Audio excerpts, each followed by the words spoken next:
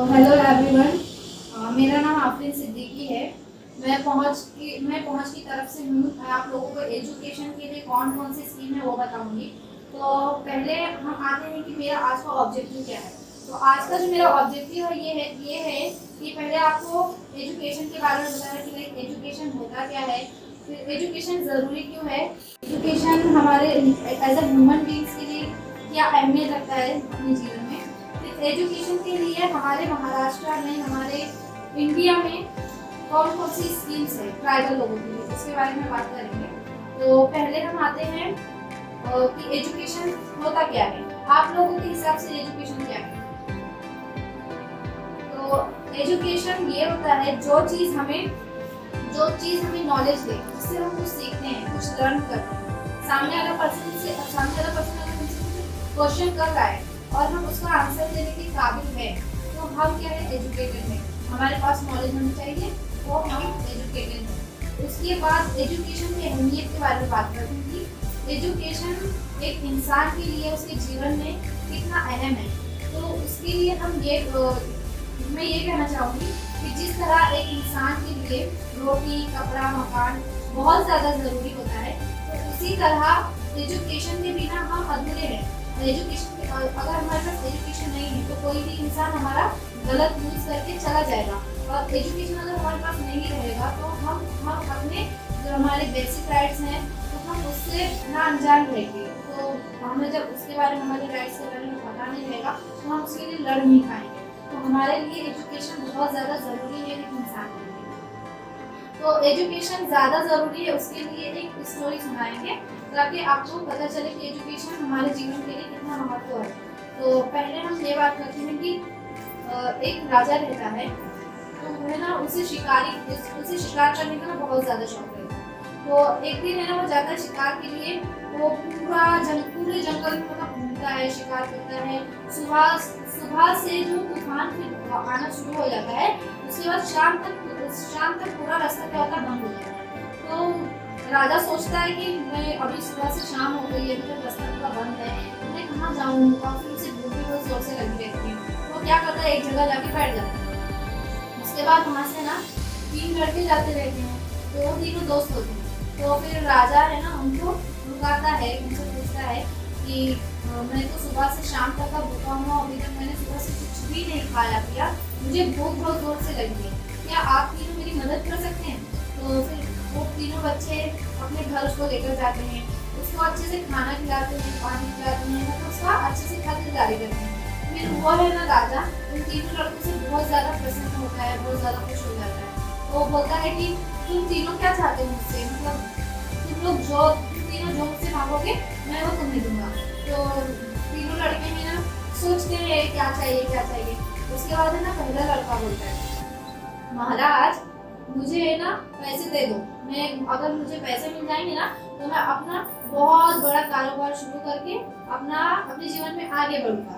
उसके बाद है ना दूसरा लड़का बोलता है कि महाराज मेरे घर की जो छतें हैं ना वहाँ सुराख है, जब बारिश होती है तो पानी पूरा घर में आता है। हमें मतलब हमारे जीवन में जो हमारा घर है उसमें हम खुश नहीं है।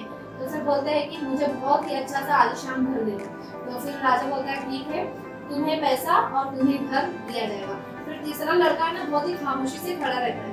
तो वो राजा बोलता है कि तुम्हें क्या चाहिए? तो लड़का सोचता है, फिर बोलता है कि महाराज मुझे पढ़ने का बहुत शौक है, आप मुझे ना स्कूल में मेरा एडमिशन करा दो, मैं पढ़ना चाहता हूँ। तो फिर राजा क्या करता है, तीनों ने जैसा जैसा बोला राजा ने वैसा वैसा किया। उसके बाद राजा जब वो लड़का है ना क्या करता है, पढ़ता है, लिखता है, अपने स्कूल में ना राजा की संसद में उसको सरकारी नौकरी मिल जाती है। उसके बाद क्या होता है, जब उसे सरकारी नौकरी मिलती है अपने जीवन में बहुत ही आगे बढ़ जाता है। मतलब जिस तरह से उन लोगों को पैसे और घर दे दिए थे उस समय, तो वो है ना अपनी पढ़ाई कंप्लीट करने के बाद वो अपने लिए वो अच्छा सा घर बनाता है और उसके बाद बहुत सारे पैसे आ जाते हैं। वो अपने जीवन में खुशहाली से जिंदगी बसर करता है। इसके बाद क्या होता है, तीनों लड़के ना कुछ सालों के बाद आपस में मिलते हैं।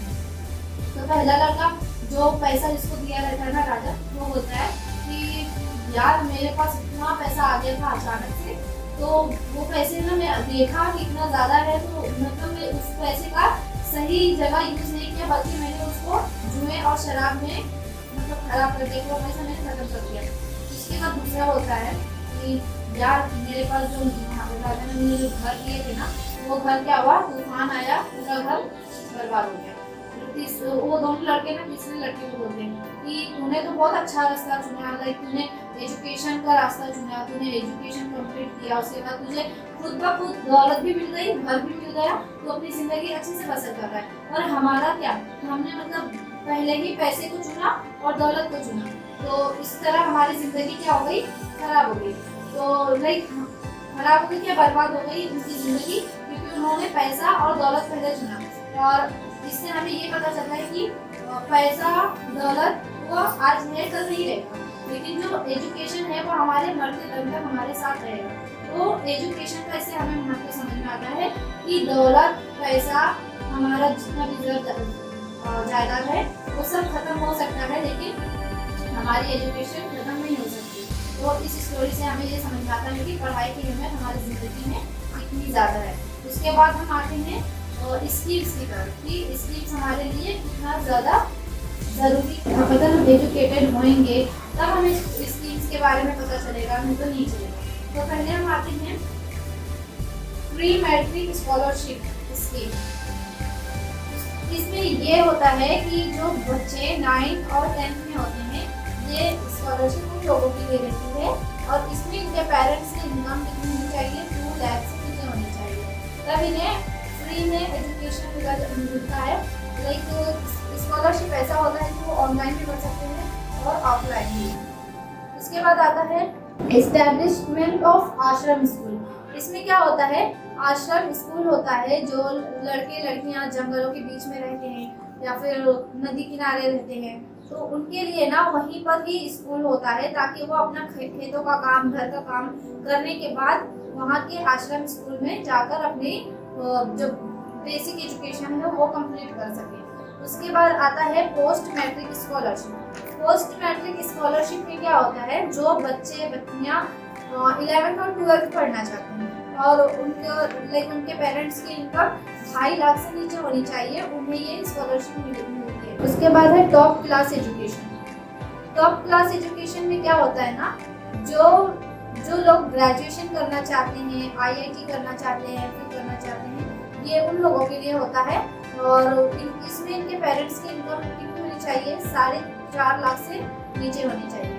तो जब इनके पेरेंट्स की इनकम 4.5 लाख से नीचे होगी ना, तो ये अपने एजुकेशन के लिए स्कॉलरशिप इनको मिल सकती है। इसके बाद आते हैं